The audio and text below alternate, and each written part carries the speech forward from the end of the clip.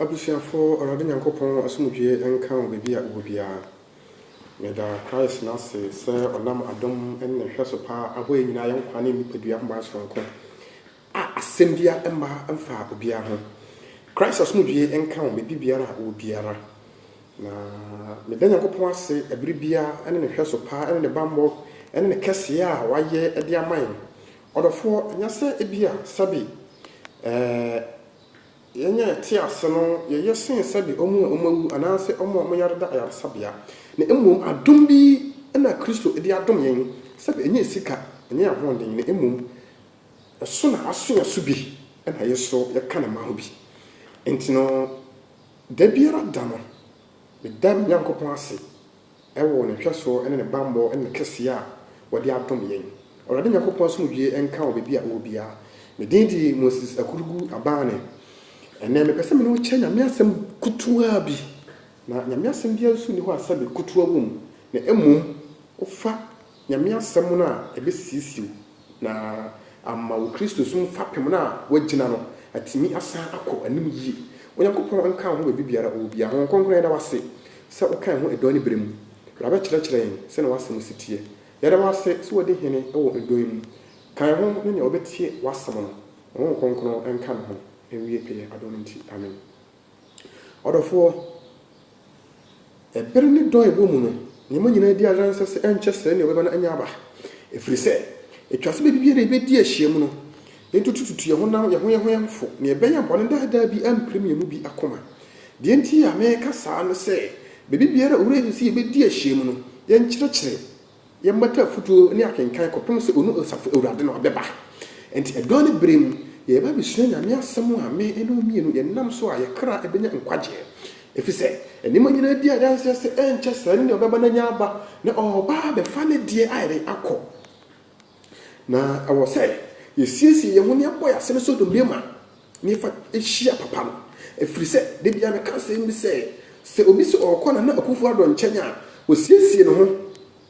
se na obetimi na akufu ado akwakohia na fade obefa no ofa fade na nipa dom nyina be hunu se owura oyo no nyamfo anaas owura yi wo hunu se na osisi ne ho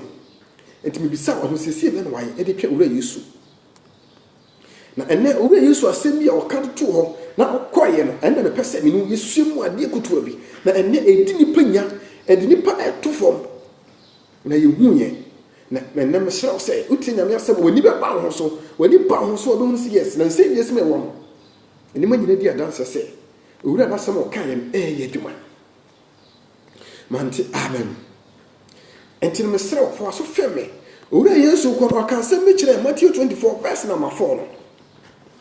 ehona na me no epese Yesu mu asem kutuari efiri se atifi asem no osi Yesu ba obesa ba biem Yesu ba obesa no aba biem ate mo be poso asuafo nim bi ko owura Yesu nkyɛn ebe ko bisa na se owura kire yenum da wenum ebe ye ho ede na be ye oba ani wiase awie ye ho nsankyere ne verse 4 ede owura Yesu bosi on se hwɛ mo hwɛ yiye ene obi andada no tio point wo ho koma wo ho mo hwɛ yiye ene obi andada mo hwɛ yiye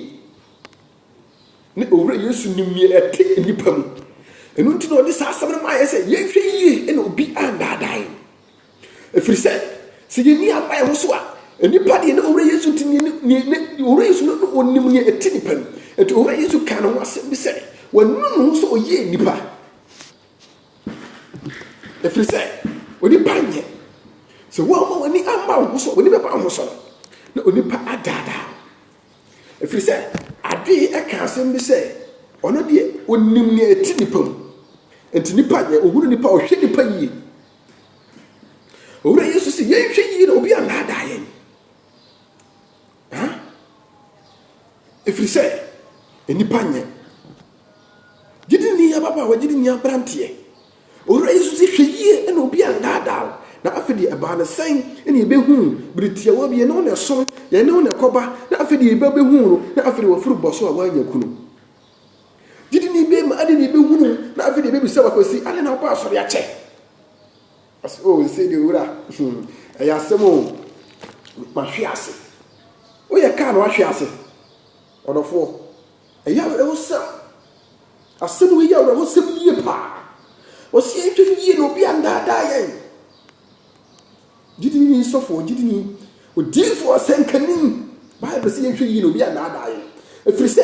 bra ye gie ho tum se ye gidifo ye Christopher ye hwe se ya hwe akwa ni ye abra bo yia ye ni be ba ye hoso ne obi ada ya ba ye firi adomnim efiri se bra no Satan na owo soro no na oko ora Yesu abofo no o dada abofo no 1/3 omoni ba mo so ni ato mate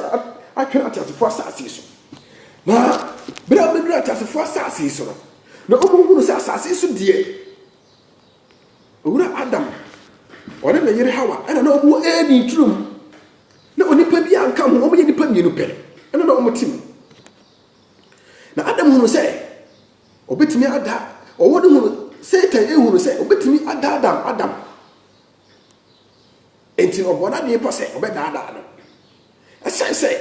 owura Yesu no woni mu ne eti nipa mu nti okasa ye hwe ye na obi ada ye efira hyase no okasa ye hwe na obi ada ye Adam a ne kanya go pompa ne nchen no tu abasako mu na omotra se no mu di nkomo na ne obebia no wonya no Adam ni ba no ho so no na afidi wa free aging through him because of bad influence or bad demand intino or bad dad intino when you Adam mukwane or time for any Adam mukwane or say for any Adam mukwane sana wa hwe ya nipa ba dada wa ma Kristo so what they are shares why do you differ nipa the bad influence ba bro to say die and yan ka we differ you say woni hu ade and tinka wo jaye akwati wan kasa wo de e bia wo player camp a to say na hu ade nka nipa ba won chen bad influence woni be pa ho so no wa hwe asem na no wa ton sana ya senka foi obi be pa won chen akwasi say last week asem wo ka ne share dem die hwe se na nipa nyina eto koma so ana so mo gi asem ne die ade na wonte wankasa wasori wankasa wasori owura Yesu na ye nyina ye djuma na dia kwa koma no na se oso obetie eni pa no asem bad influence e baba on chen dia owura wo hwe yi a obi be dada osofo se wo hwe yi a obi be dada o mo atene osuma wo sumu no ana se enwan na ti wase no wo hwe yi obi be dada o ama akwakoje ne ya nje e dia ba be hye osuma ase na so ne enfre wurade adofo ye hwe ya da Yesu yi efse bre wo mu eye bre bone efse se Paul extras dem bi ni kokoma Timothy o se o Timothy o di hunu we se de bi a kire no bre mu odi beba na nipa bi ya hopefo ahantafo sikani brefo na emum nipa bi do abususem a chen na kwarasem no entino sa ochiro we di kokoma Timothy odi a hunu se ahochire wonamu o hawo wonamu no etwase ato na owura Yesu ka asem se bra edi akire ye hwe yie na obi anaadae se ya hwe yie a ene Kristo so ye timu no esa oyawo na amane edi akire no hunamu dadwe hunamu ahochire ntino bad influence na pa wo chen se se di woduma se bo timu ne nye aduma no kura ama yanko babi na ya ho de free ba customers mbe ba yie pa wani be ba so bad influence esa hunamu ahochire hunamu dadwe ntino ne ya dada wa ma afebie Kristo ni pa wosenka ni pa wodi ni pa onyondi ni pa ni bad influence afiri wakwa kodi adurachi wakwa kodi ka washonsa wakwa ma yatete wabati wakwa ma yatete otachire maso esa hunamu ahoni ade a ye penti wadofo ye hwe ada Yesu yie na se ye hwe yie bad influence ye be ma afiri Kristo so ye hwe yie atronchire chira na chira atronda da be ma afiri Kristo so ahwiase enne didn't ya brantie no twa ma me bet didn't ya brantie o twa ma me bet otwa loto okoka obi bisa loto e fa ne ho loto ye twa loto nya bone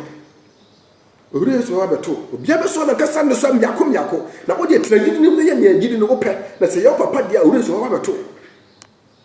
abaya me ka kire se ye twa yi ne amfa isika ma hurufom is talking about a chacha and that's loto nothing ho ka se loto twa enya bone owura Yesu wa beto se osom no eyo papa dia Kristo som no Christianity no eyo papa dia wa beto na se wo papa de nipa dia to ho se afore etiase na ye bo na chimpre ena ka oye sa wa beto etiye ne ope ne tra gidi sumuru bo adwaman ne fatira mu twano to ne fatira mu no sa ne fasie ne peba ne fasie yinyi se ne fasie owura Yesu wa beto na me die me ka me die me se me die me kani owura Yesu di ama me ne ma hunu wo Kristo so no ene ne ma hunu wo Tresem ene me di ma wo ne na se obetie ne nanu adi so dia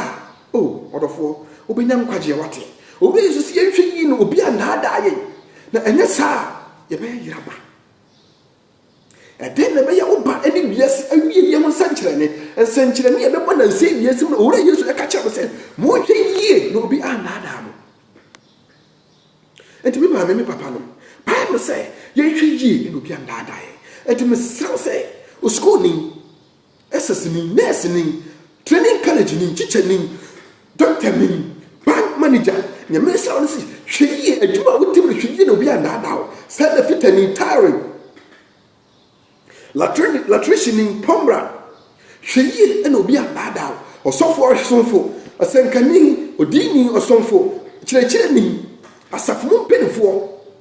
Bishop no na ahwefo ka na didi mu mpani ya yedi mu gu osomno Bible say mu hwe yie ene obi anadam we owura Yesu no asem odi chayen ene osem mfa mrawo na se obetie na se omo bi nadaw na obema nyame asem ene watero atre ne paduanum na wodi ne padua no aso na wo nyame asem atre mu adwane na dwoa ne wati wo mana dadwen mu wadwendwen no wo mu adwane na dwoa Kristo ba obetimi asorani na obeye Kristo dia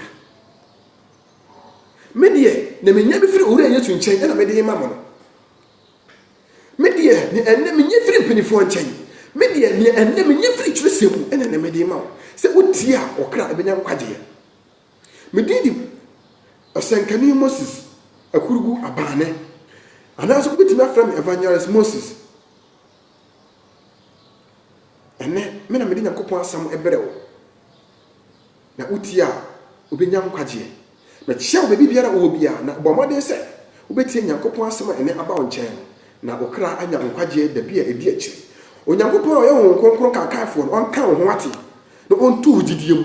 na obi antimi amfa bad influence nkyerɛkyerɛ amfra amma ambrew na owura Yesu se munye hu achiwade obo man no kokose agina kronkron bia ne onka ma nti ase na ene obi akwakwaji weavon no ahyew my God Niwe university for the training college for eguna sorry them near the cement aswobi Paul ni Peter no wan ye bi Paul ni Silas no wan ye bi wan na ji obi brazier wan na ji obi anawe wan na ji obi pant e de ba sorry them so de ba be ya kwankyere mo ye dwi mo ntew ni ani enda ho man paibo ni frisi abo wo ni Yesu no mo asem o ka se yehwe yi no bi andada ye no obi so anye mu kwan ore Yesu ntine de mo nkyere wo na onka ho onfa ye kran mpodi asie na onkyere din ka na ma ho na so obefa ne dia kwa me ene omienu anya yeraba Onyankopon kan ho no ontie no nhyira ne din no nyam ne ntumi ne kase ye no so obefa ne dia akwa me ene omienu enya kontapa agu akere no Kristo kan ho no ontie o na adom ne nyam ne kase ye ntino ontie no onhyira adom ne nti amen Enyina ye papa de King Job Nyankopon enhyira bia wo bia Ayemia me papa Peter Granting Eye Circle Branch Openi Peter Nyankopon enhyira wo bia wo bia Eye asori nyinati Apostle John Owusu Achew Baby biara wo bia sra Nyankopon kwa tenten ne nyansa ne nimdi a ode dom Solomon no isiri bi di ma se omo nyansa ne nimdi ntimi fa di odom nanim ne fa yekokoduru owura Yesu anim ne ne Kristo di hye wonsa no ntimi wie peye saman Kristo oyo no nyamfo no ka wo ate na onti nanim nkyere wo ɔma nhunu ne wakoma pɛ ɛwɔ adeɛ nyinaa mu mehyira obi biara mekyia obi biara Kristo so bi enka mo ho na ɔne mo ntena adom ne nti amen